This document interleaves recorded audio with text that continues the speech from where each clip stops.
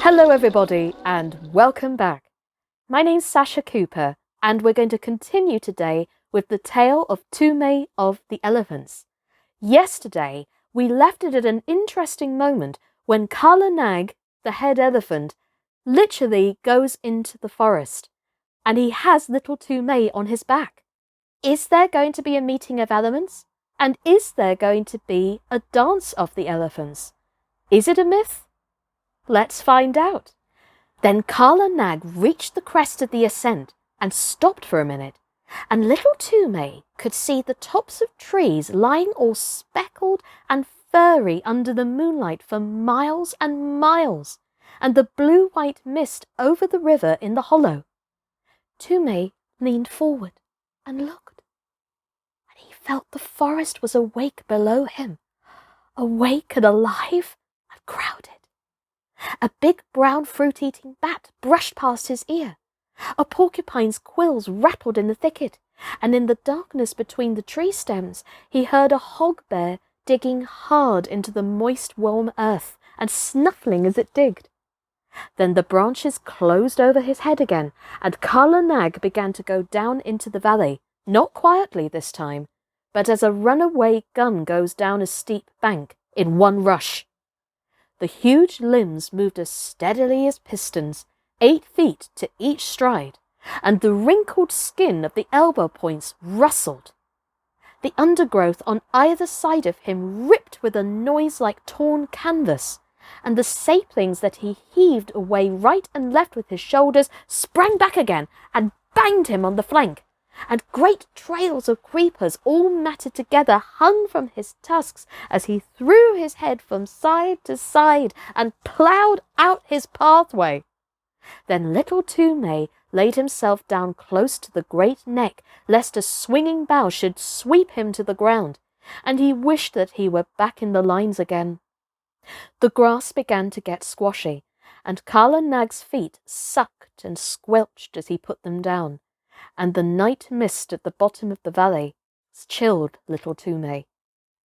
There was a splash and a trample and the rush of running water, and Kala Nag strode through the bed of the river, feeling his way at each step. Above the noise of the water, as it swirled around the elephant's legs, little Toomai could hear more splashing and some trumpeting both upstream and down, great grunts and angry snortings, and all the mist about him seemed to be full of rolling, wavy shadows. "Aye," he said half aloud, his teeth chattering. "The elephant folk are out tonight. It is the dance, then!" Kala Nag swashed out of the water, blew his trunk clear, and began another climb. But this time he was not alone, and he had not to make his path. That was made already, 6 feet wide in front of him, where the bent jungle grass was trying to recover itself and stand up. Many elephants must have gone that way only a few minutes before.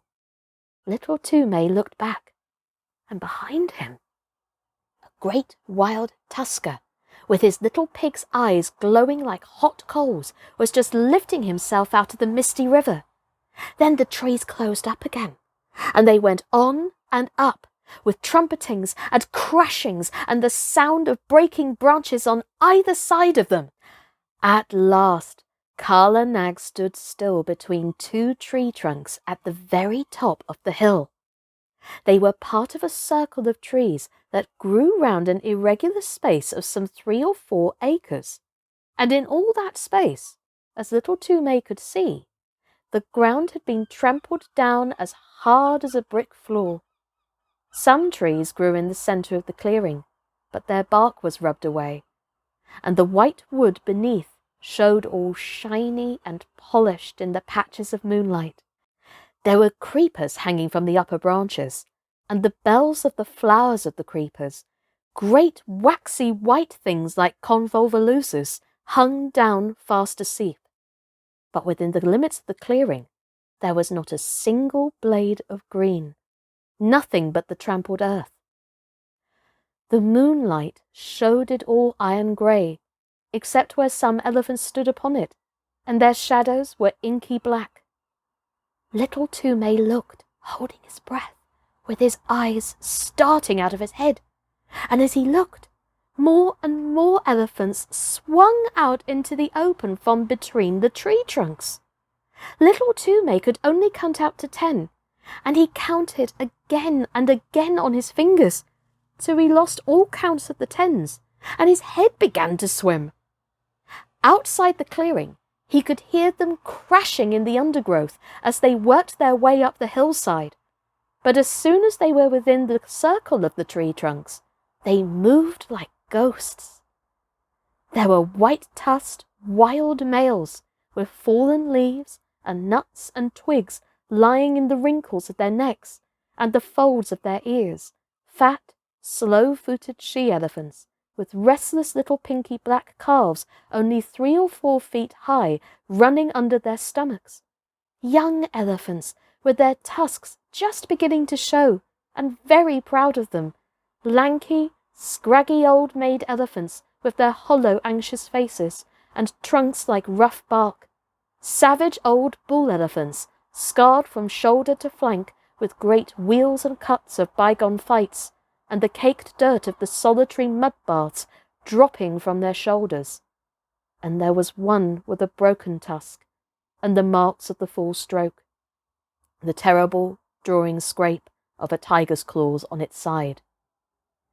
They were standing head to head, or walking to and fro across the ground in couples, or rocking and swaying all by themselves.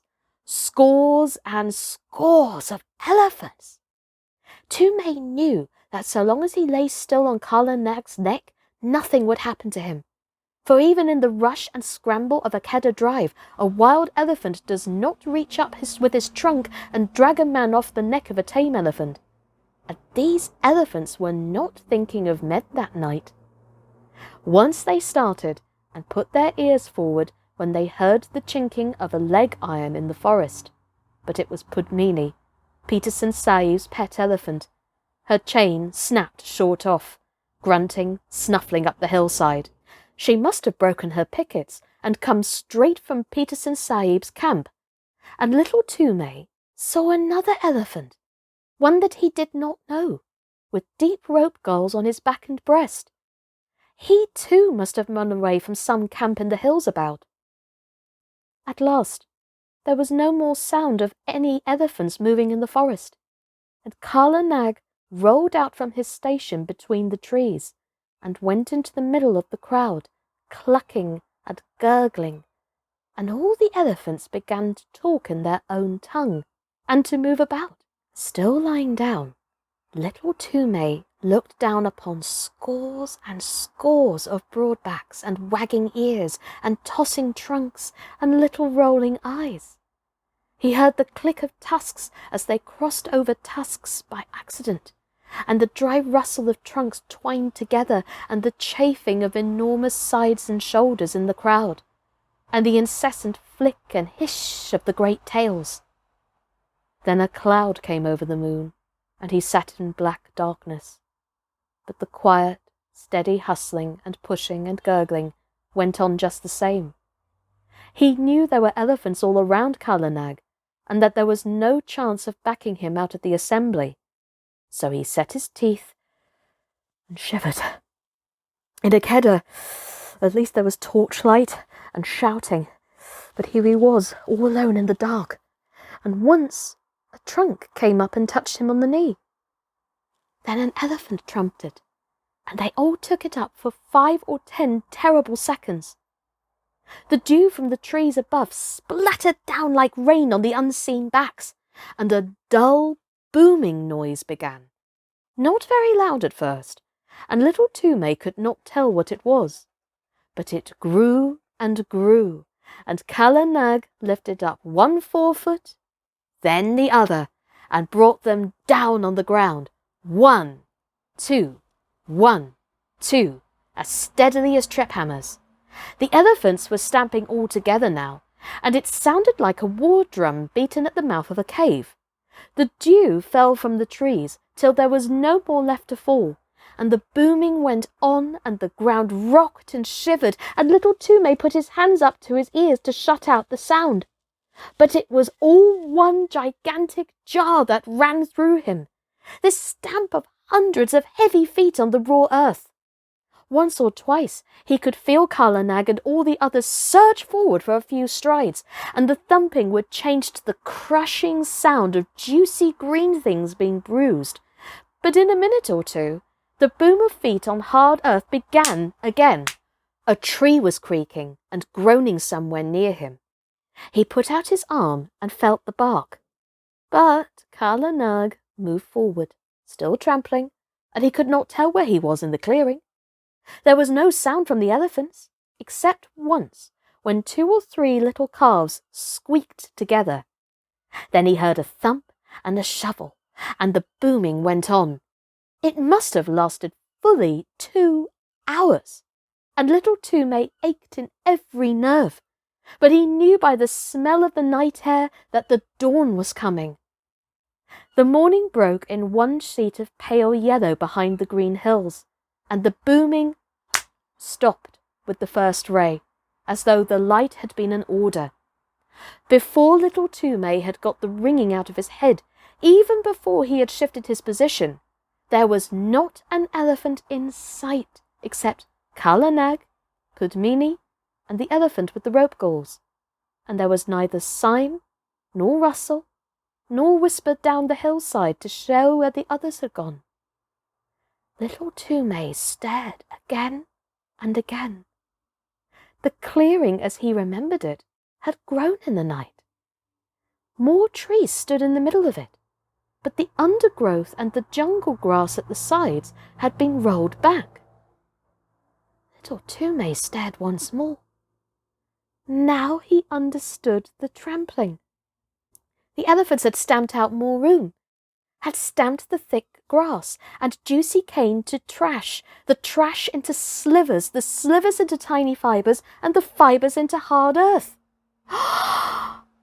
Said little Toomai, and his eyes were very heavy. Kala Nag, my lord, let us keep by Pudmini and go to Peterson Sahib's camp, or I shall drop from thy neck. The third elephant watched the 2 go away, snorted, wheeled round, and took his own path.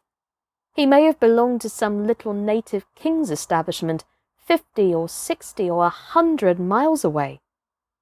2 hours later, as Peterson Sahib was eating early breakfast, his elephants, who had been double-chained that night, began to trumpet, and Pudmini, mired to the shoulders with Kala Nag, very footsore, shambled into the camp.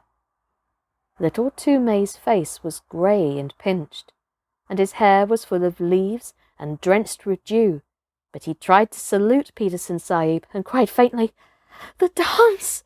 The elephant dance! I have seen it, and I die!" As Kala Nag sat down, he slid off his neck in a dead faint. But since native children have no nerves worth speaking of, in 2 hours he was lying very contentedly in Peterson Sahib's hammock, with Peterson Sahib's shooting coat under his head, and a glass of warm milk, a little brandy with a dash of quinine, inside of him.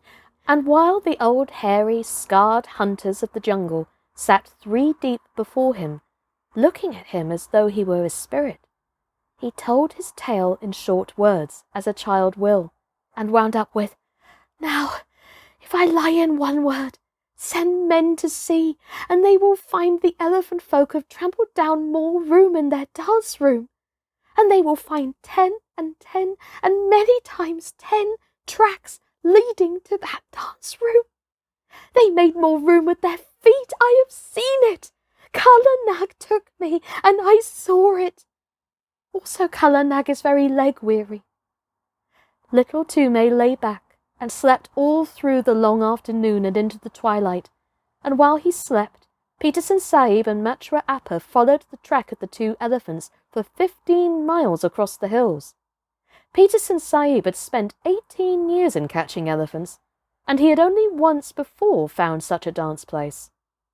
Machra Appa had no need to look twice at the clearing to see what had been done there, or to scratch with his toe in the packed, rammed earth. "The child speaks truth," said he. "All this was done last night, and I have counted 70 tracks crossing the river. See, Sahib, where Pudmini's leg iron cut the bark of that tree. Yes, she was there too." They looked at one another, and up and down, and they wondered. For the ways of elephants are beyond the wit of any man, black or white, to fathom. 40 years and 5, said Machua Appa, have I followed my lord the elephant, but never have I heard that any child of man has seen what this child has seen. By all the gods of the hills, it is! What can we say? And he shook his head. And we'll leave that there, ladies and gentlemen, boys and girls. Wow, what an experience. However, what is going to happen next in the final chapter of Toomai and the Elephants? My name's been Sascha Cooper, and this has been The Jungle Book by Rudyard Kipling. Take care, everybody, and as always, stay safe. Bye-bye.